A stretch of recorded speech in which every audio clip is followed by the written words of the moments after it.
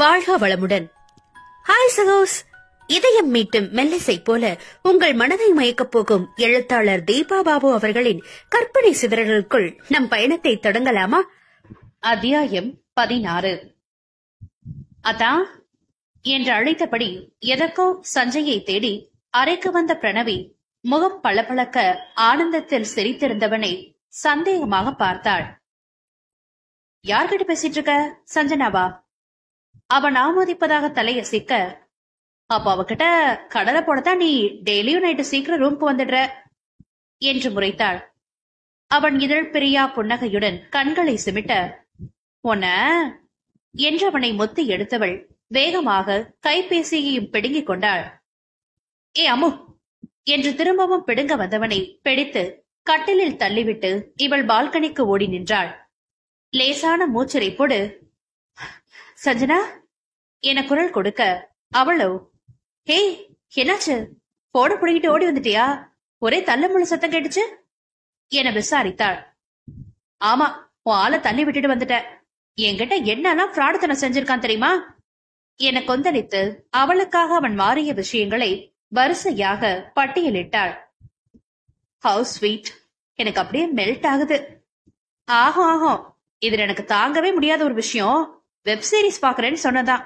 அதுவும் பக்கத்துல நான் வேற வந்து எங்க உட்கார்ந்துட போறனோன்னு பயந்து அவாய்ட் பண்ண கிரைம் சீரிஸ் கதையெல்லாம் விட்டாம் பாரு.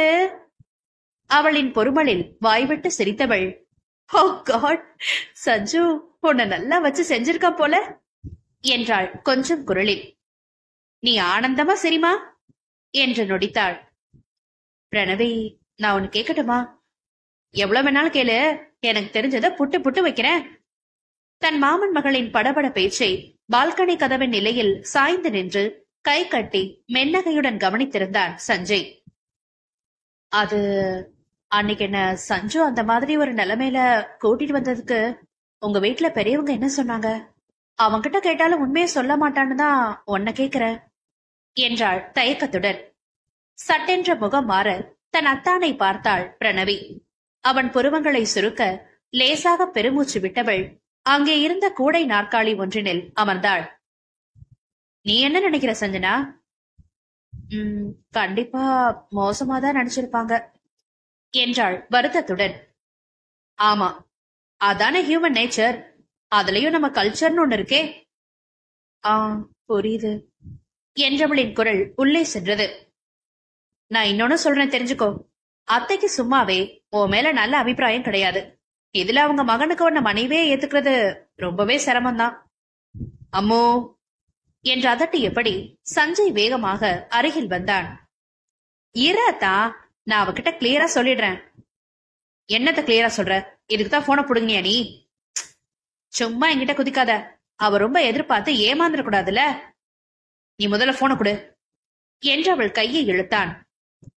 பிரணவி, ஸ்பீக்கர்ல போடு.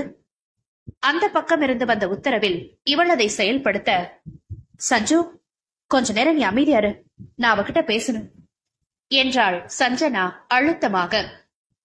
இல்ல சஞ்சு, நீயோ அவ்வளவு சொல்லலனா என் நிலைமை எனக்கு தெரியாதா? இல்ல என்ன அந்த அளவுக்கு முட்டாள் நினைச்சியா? இப்ப எதுக்கு இதெல்லாம் தேவையில்லாம? வெயிட் சஞ்சு, உன் வீட்டுல நான் ஒரு சிநேகிதையா அறிமுகமாகல, குடிகாரியாதான் இன்ட்ரோ ஆனேன். அப்ப என் மேல அவங்க ஒப்பீனியன் என்ன? ரொம்ப நல்லாவா இருக்கும்? இதுதான் நிதர்சனம். எங்க வீட்டுல நான் தனியா கஷ்டப்படுறேன்னு எத்தனையோ தடவை உன்கிட்ட ஃபீல் பண்ணிருக்கேன். அதுக்காக கூட இதுவரை எப்பவாவது கல்யாண பேச்சு எடுத்து உன்னை தொந்தரவு செஞ்சிருப்பேனா? உன்னால அதை அப்படி சட்டுன்னு நடத்திட முடியாதுன்னு எனக்கு நல்லாவே தெரியும். நீ ஏன் நேரம் பார்த்து சரியா நடத்துவேன்னு நம்பிதான் அமைதியா இருக்கேன். சோ நான் அப்செட் ஆவேன்னு நீ எதுவும் டென்ஷன் ஆகாத. எனக்குன்னு ஒரு மேரேஜ் லைஃப் எதுவும் அமைய போறதில்ல. கடைசி வரை நம்ம இப்படியே தனியா இருந்து அனாதையாதான் சாக போறோம்னு இருந்ததுக்கு நீ எவ்வளவு பெரிய வரம்னு எனக்கு தெரியும் சஞ்சு. என்ன போல ஒருத்திய நீ விரும்பினதுக்கு உங்க வீட்டுல போராடிதான் சம்மதம் வாங்க முடியும். ஓகேவா? எனக்கு ஒண்ணு தெரியாதுன்னு நினைச்சுக்கிட்டு சும்மா சமாளிக்க பாக்காத. அவளின் நிதானமான பேச்சில் இவன் சோர்வாக கண்களை மூடி திறக்க பிரணவி அத்தானின் கரத்தை ஆதரவாக அழுத்தினாள். சரித விடுங்க, ரித்விக்குட்டி என்ன பண்றாரு? தூங்குறாப்பா. இன்னைக்கு நைட் டியூட்டி பார்க்க முடிவு பண்ணிட்டான். சோ கியூட்டி, கண்ணுக்குள்ளேயே நிக்கிறான் என்றாள் ஆசையாக. இருவருமே அவளை வெறும் வாய் வார்த்தையாக கூட வீட்டிற்கு கூப்பிட இயலாமல் மௌனமாக வருந்தி இருந்தனர். என்ன சைலண்ட் ஆயிட்டீங்க? நீங்களும் சேர்ந்து என்ன டவுன் பண்ணாதீங்க.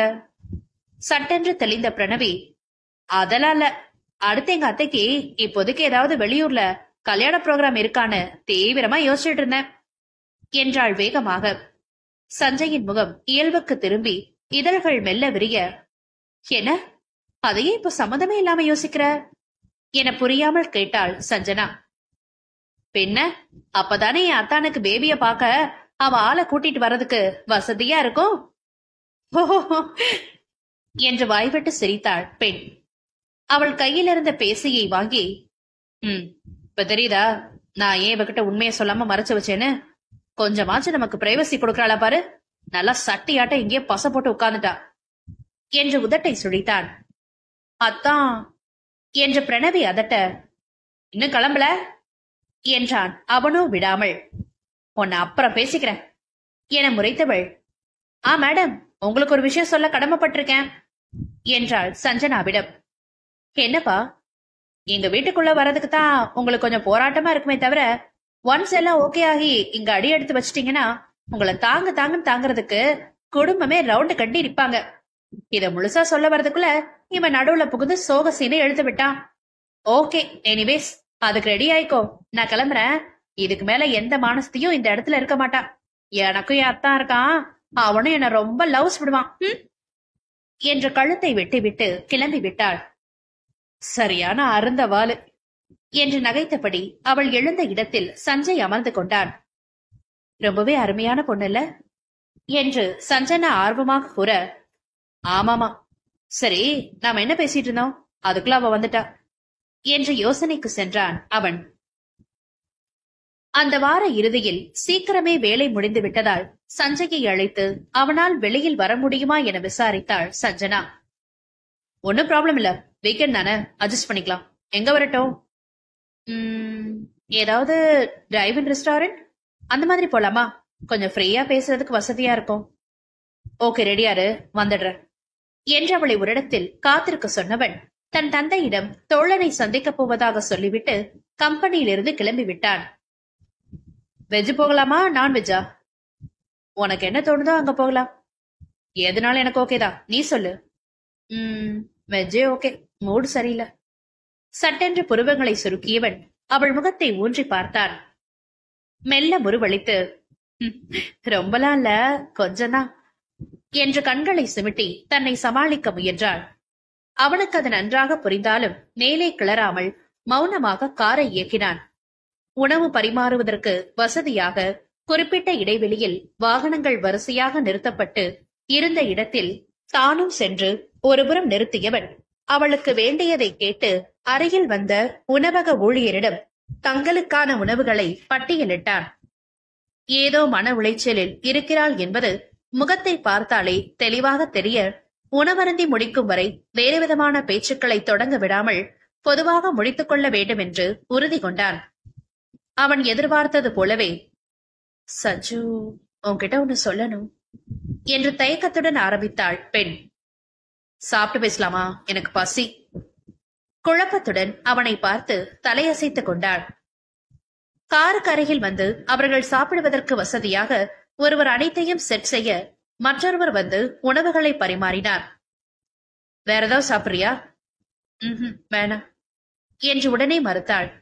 அவளிடம் இருக்கும் அழுத்தம் நிமிர்வு எல்லாம் மறைந்து ஏதோ தவறு செய்த குழந்தை போல் முகம் கலக்கத்தில் இருளடைந்து கிடந்தது.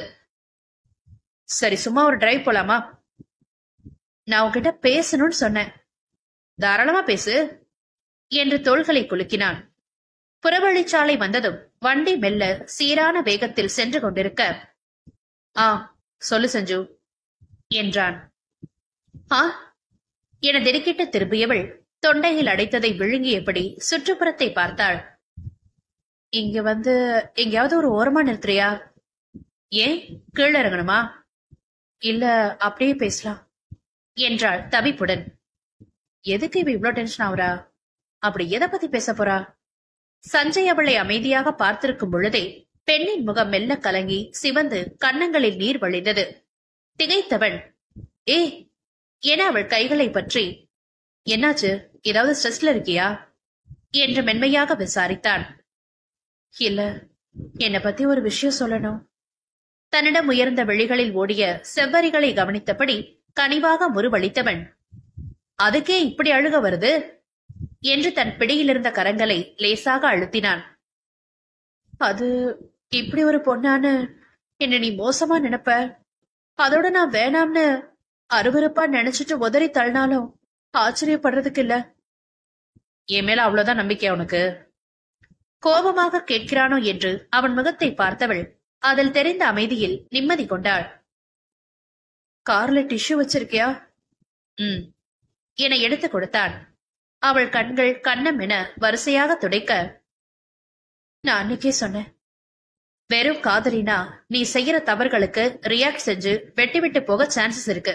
ஆனா உனக்கு எல்லாமுமா இருந்து அரவணைச்சு போக நினைக்கிற எனக்கு நீ தப்பே பண்ணாலும் அதை சரி செஞ்சு உன்னோட வாழத்தான் தோணும் என்று அவன் பொறுமையாக கூறியதும் பெண்ணின் விழிகள் மீண்டும் குளம் கட்டியது.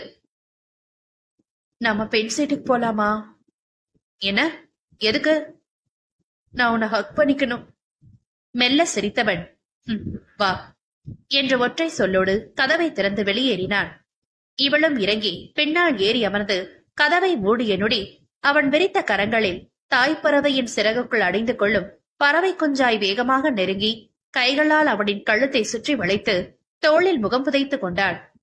அவன் ஆதரவாக முதுகை மெல்ல வருடி கொடுக்க, உன் மேல நம்பிக்கை இருந்தாலும் ஒரு காலத்துல நான் செஞ்சு வச்ச தப்புக்கு நீ எப்படி ரியாக்ட் பண்ணுவியோன்னு பயந்துட்டுதான் வந்த என்றாள் மெதுவாக. அதான் நீயே ஒரு காலத்துலன்னு சொல்லிட்டியே, அப்புறம் என்ன?